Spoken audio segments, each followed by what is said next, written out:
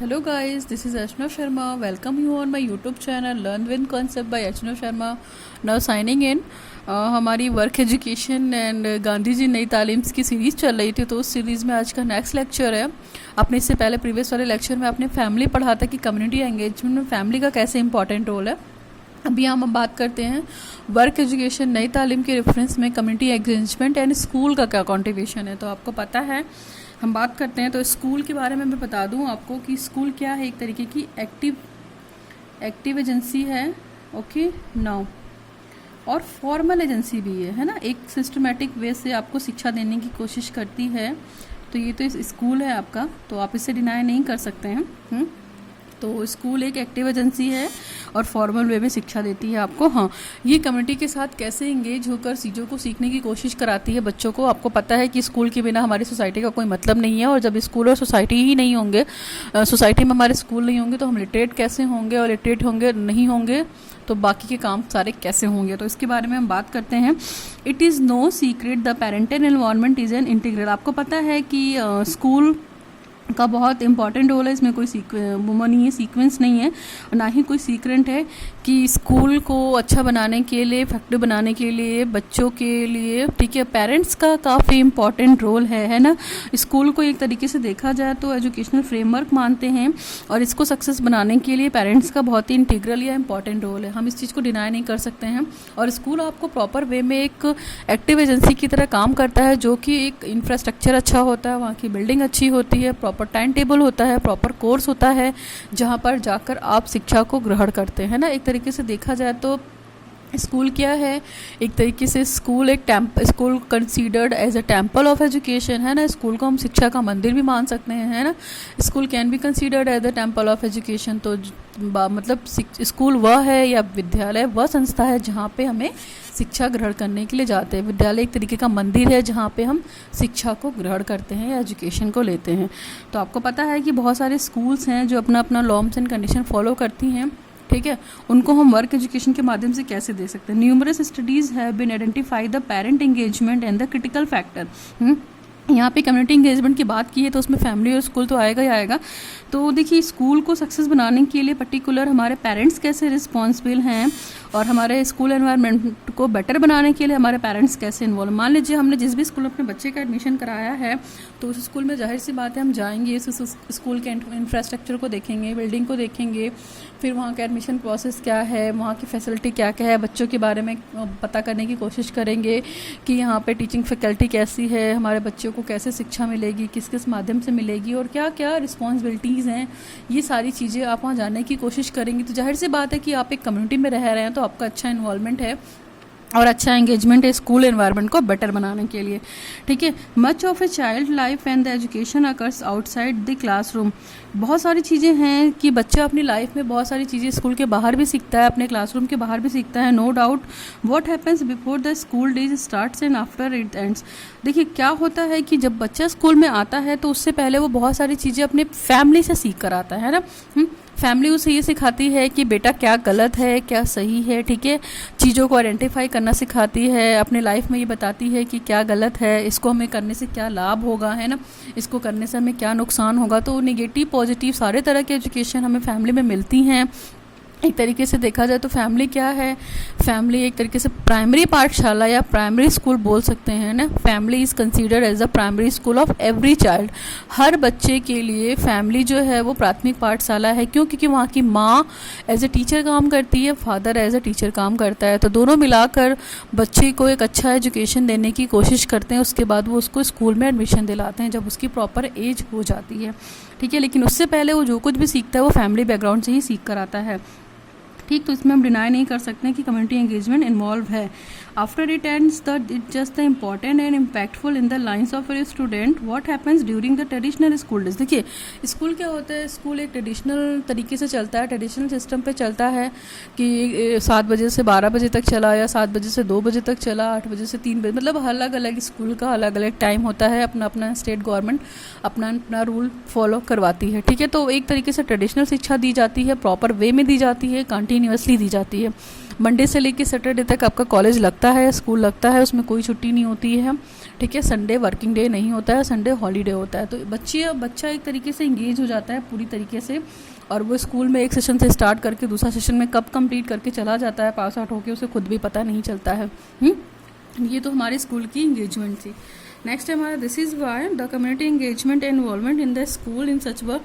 देखिए कम्युनिटी का इंगेजमेंट कैसे होगा आपके स्कूल में कि देखिए जो स्कूल वाले हैं वो प्रॉपर, जो मान लीजिए कम्युनिटी हमारी, जिस भी कम्युनिटी में हम रह रहे हैं, जिस सोसाइटी में हम रह रहे हैं, तो वो अच्छे अच्छे प्लान्स को बता सकती है कि आपको ये करने से इसको बेनिफिट मिलेगा। जाहिर सी बात है कम्युनिटी अच्छा प्लान सजेस्ट करेगी एंड अच्छा आइडियाज़ देगी तो स्कूल वाले फॉलो करेंगे, क्योंकि उनको भी अपना स्कूल ग्रो कराना है, अपने स्कूल की पब्लिसिटी करानी है, अपने स्कूल के बारे में लोगों तक पहुँचाना है, अपने स्कूल के बारे में अच्छी बातें लोगों को बतानी है, ताकि मैक्सिमम बच्चों का एनरोलमेंट क्या हो उस स्कूल में हो सके, है ना, एक तरीके से एजुकेशनल प्रोसेस को रन बनाने के लिए। नाउ बेनिफिट्स क्या हो सकते हैं? बेनिफिट ये हो सकता है कि according to the recent policy from the national education association NEA के अकॉर्डिंग, नेशनल एजुकेशन एसोसिएशन के अकॉर्डिंग एक पॉलिसी है, उन्होंने ये बताया है कि जब when school parents family and communities work together to support learning student tend to earn higher grades.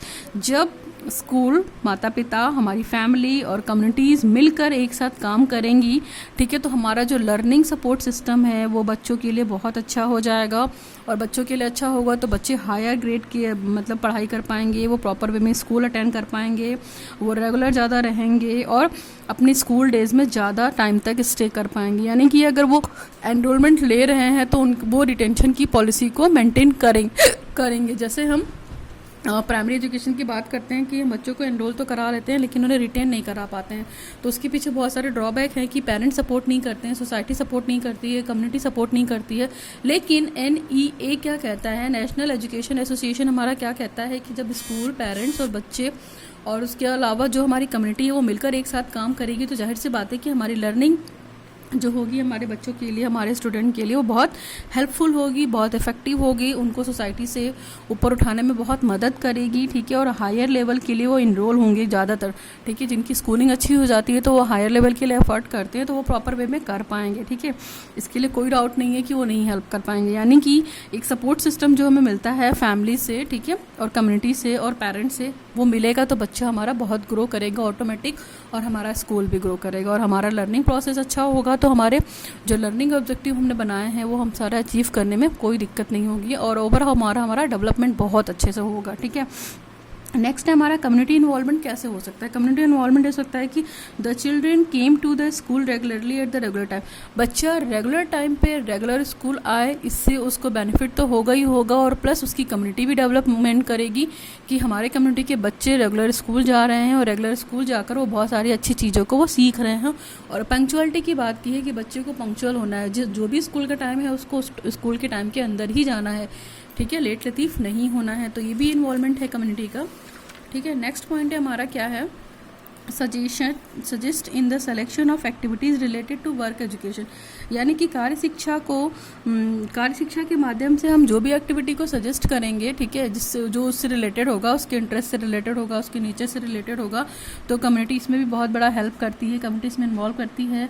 Community ये बताएगी कि आप किस तरह की वर्क एजुकेशन एक्टिविटीज़ करा सकती हैं जिसमें बच्चे इंटरेस्ट लें, पार्टिसिपेट करें और वो अपने आप को अच्छा बेटर बनाने की कोशिश कर सके, ताकि उनके अंदर क्या जो इंगेजमेंट की क्वालिटी है अपने काम के प्रति, वो किसी भी काम को छोटा या बड़ा ना समझें, वो अपने सारे कामों को इंक्लूड करें और बेटर एंड बेस्ट बनाने की कोशिश करें कि हाँ मेरे लिए कोई भी काम छोटा या बड़ा नहीं है, इसको सीखेंगे तो हमें लर्निंग मिलेगी, ठीक है।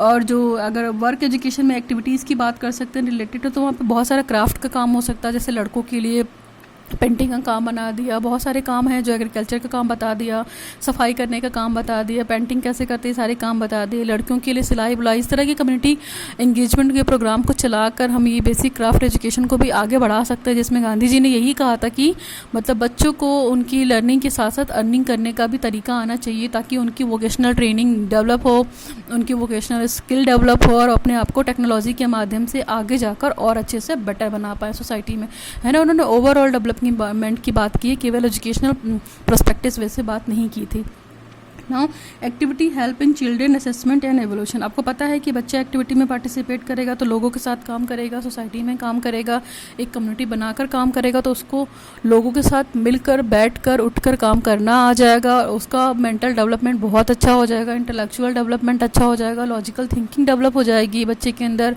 प्रॉब्लम सॉल्विंग डेवलप हो जाएगा। तो जब इतनी सारी चीज़ें बच्चों के अंदर डेवलप होगी तो जाहिर सी बात है वो अपने असेसमेंट भी कर सकेंगे और अपने आप को इवेलुएट भी कर सकेंगे, है ना। असेसमेंट का मतलब होता है कि वो अपना आकलन कर सकेंगे कि हम कहाँ से कहाँ तक पहुँचे हैं और हमने अपने लर्निंग ऑब्जेक्टिव को जो हमने बनाया था उसको किस हद तक अचीव कर लिया, ठीक है। मूल्यांकन में वो क्या करेंगे, एक जजमेंट पे आ जाएंगे मूल्यांकन में, ठीक है।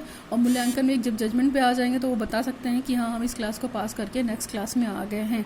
Now activity can be organised by the school. School के द्वारा बहुत सारी एक्टिविटी ऑर्गेनाइज हो सकती है, ठीक है। तो उसमें क्या हो सकता है, स्कूल क्या कर सकता है, select such activity in work education, like वो वर्क एजुकेशन से रिलेटेड बहुत सारी एक्टिविटी को सर्च कर सकता है, जैसे cleaning of the water body, जहाँ पे पानी भरा हुआ है उसकी सफाई कैसे कर सकते हैं ये बच्चों को बताइए, है ना। बच्चे करेंगे तो वो मतलब क्या हो जाएगा, कम्युनिटी वर्क में आ जाएगा आपका एक तरीके से देखा जाए। फिर गार्डनिंग ऑफ द कम्युनिटी, जो आपकी कम्युनिटी है वहाँ पे आप गार्डनिंग कीजिए ताकि वो और सुंदर लग सके, आपको फ्रेश एयर मिल सके और आपको देखने में भी अच्छा लगे, क्योंकि ग्रीन वाली चीज़ें देखने में नेचर वाली फीलिंग आती है, तो नेचर को भी अडॉप्ट कर सके। नेक्स्ट है हमारा गार्डन्स प्लांटेशन। गार्डन में आप प्लांटेशन का वो फॉर्मेशन कीजिए, किसी दिन प्लांटेशन डे मना लीजिए कि सारे बच्चे प्लांट्स लेकर आएँ और प्लांटेशन करें, और उस जो भी वो प्लांटेशन कर रहे हैं, जो भी वो प्लांट लगा रहे हैं उसमें मेडिसिनल प्लांट भी हो, है ना, आयुर्वेदिक प्लांट भी हो, नेचुरल प्लांट भी हो, फ्लावर्स भी हों, लीव्स भी हों, तो इस तरह की नॉलेज भी उन्हें मिले ताकि वो प्लांटेशन के माध्यम से भी पौधों को पहचानना सीख जाएँ, जानना सीख जाएँ। तो इस तरह की एक्टिविटी भी स्कूल करा सकता है बच्चों की नॉलेज को बढ़ाने के लिए।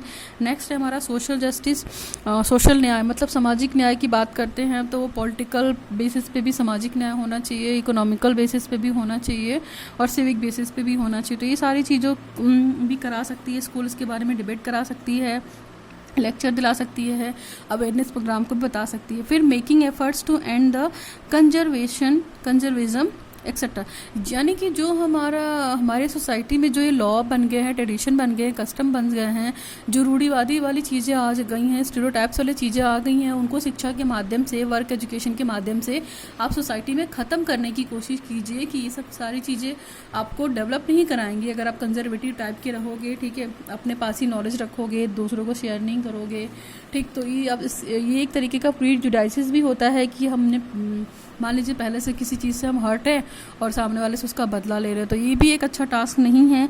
आप अपनी सोसाइटी को मतलब ग्रो कराने के लिए स्कूल बहुत सारी एक्टिविटीज़ को ऑर्गेनाइज कर सकता है, ठीक है। अवेयरनेस प्रोग्राम चला सकता है, बच्चों का ग्रुप बना दे और अलग अलग कम्युनिटी में, अलग अलग कॉलोनी में 10-10 बच्चों का ग्रुप बनाकर भेज दे और बच्चों से ये बोल दे कि वो लोगों तक जाकर डोर टू डोर बता सके उनके अवेयरनेस प्रोग्राम के बारे में कि हमारा स्कूल ये काम कर रहा है, ठीक है। तो इससे भी स्कूल पॉपुलर होता है और कम्युनिटी तो पॉपुलर होगी। नाउ नेक्स्ट है to survey how many children do not come to the school, और आप एक सर्वे भी करा सकते हैं कि भाई बहुत सारे बच्चे जो हैं स्कूल नहीं आ रहे हैं, या जो बहुत सारे बुजुर्ग हैं इलिटरेट हैं, ठीक है। तो वो इलिटरेट है तो उनको बताइए इसके बारे में, उनको थोड़ा कोशिश कीजिए बढ़ाने के लिए। एडल्ट एजुकेशन प्रोग्राम वगैरह लगता है तो उसमें आप कुछ टीचर्स को अपने इन्वॉल्व कर दीजिए, जिसमें वो टीचर्स थोड़ा सा इन्वॉल्वमेंट होकर उन बुजुर्गों को बता सकें, कम से कम इतना नॉलेज तो दे सके कि वो अपने बच्चों को स्कूल भेजें, अपने बच्चों को घर पे ना बिठा लें, चाहे वो लड़का हो चाहे लड़की हो। स्पेशली लड़के के केस में वो बिल्कुल भी नहीं भेजना चाहते हैं। तो अगर आप बताएंगे शिक्षा के बारे में कि शिक्षा की ये बेटरमेंट है तो आपकी कम्युनिटी भी डेवलप करेगी कहीं ना कहीं, और शिक्षा ग्रहण करने के लिए उनको वो भेज भी सकते हैं। तो इस तरह की चीज़ें भी आप बता सकते हैं। नेक्स्ट है हमारा participation in the decoration during the social, जैसे मान लीजिए सोशल फेस्टिवल हो रहे हैं कम्युनिटी में, है ना। आपको पता है कि जो बड़ी बड़ी कम्युनिटी होती हैं वो बहुत अच्छा रंगोली बनाती हैं, है ना, और डेकोरेशन से रिलेटेड सारी की लाइटिंग का काम करती हैं, उसको वॉल पेंटिंग करती हैं, बहुत सारे कंदेल बनाती हैं, मतलब अकॉर्डिंग टू फेस्टिवल। दिवाली आ गया है तो कलरफुल दियाज बनाते हैं, दिया मेकिंग कंपटीशन होता है। तो इस तरह की चीज़ों को भी आप अपने स्कूल में ऑर्गेनाइज़ कर सकते हैं और बच्चे बहुत ही मतलब एक्टिवली पार्टिसिपेट्स करते हैं इनमें, और वो खुश भी होते हैं कि हाँ बहुत सारे मिलके लोग रंगोली बना रहे हैं। तो अच्छी वाली फीलिंग आती है, ब्रदरहुड की फीलिंग आती है, एक दूसरे की रिस्पेक्ट करने की फीलिंग आती है। तो ये सारी चीज़ें हम कम्युनिटी के माध्यम से सीख सकते हैं, और स्कूल अगर ऑर्गेनाइज़ करा दे तो वेल एंड गुड है, वो स्कूल के लिए भी और वो उस कमेटी के लिए भी। ठीक है। तो that is more about the कि कम्युनिटी पार्टिसिपेशन या कम्युनिटी इंगेजमेंट कैसे होता है, ठीक है, एक स्कूल में, और उसका क्या इंपॉर्टेंट था। तो हमने स्कूल भी यहाँ पे पढ़ लिया है, organised by the community and community participation. तो ये that is more about the work education and Nai Talim. Community engagement and participation एक तरीके का हो गया है, आप इस पर शॉर्ट नोट्स आराम से लिख सकते हैं। और अगर लॉन्ग क्वेश्चन भी आएगा तो मैंने काफ़ी डिटेल में डिस्कस किया हुआ है बेसिक एजुकेशन गांधी जी की, आप उसके बारे में बात कर सकते हैं। ठीक है, तो ये 3-4 टॉपिक थे जो मैंने नई तालीम एजुकेशन इन कंटेक्स्ट ऑफ, ठीक है, in context of community development, community participants कह सकते हैं आप, कम्युनिटी वर्क एजुकेशन कह सकते हैं आप, वर्क एक्सपीरियंस कहते हैं। तो इनके कॉन्सेप्ट में पढ़ाने की कोशिश की थी। ये टॉपिक छोटे छोटे थे, सिंपल टॉपिक थे, कोई इशू नहीं है। फिर भी इन केस आपको प्रॉब्लम होती है तो यू कैन आस्क मी। और अगर आपको वीडियो किसी भी तरीके से हेल्पफुल लग रहा है या हेल्पफुल है आपके लिए तो प्लीज़ इसे लाइक कीजिए, शेयर कीजिए, सब्सक्राइब कीजिए, हाँ, ठीक है, ताकि मुझे भी थोड़ा मोटिवेशन मिले। और मैं कोशिश कर रही हूँ कि 1 by 1 मतलब एक लेक्चर को कंटिन्यू करूँ, कोर्स 2 को भी ख़त्म करने की कोशिश करें। ठीक है, और प्लीज़ मेरे चैनल को सब्सक्राइब कीजिए ताकि आप तक नोटिफिकेशन मिल जाए। Okay, thanks for watching the video. Signing off Archana Sharma, learn with concept.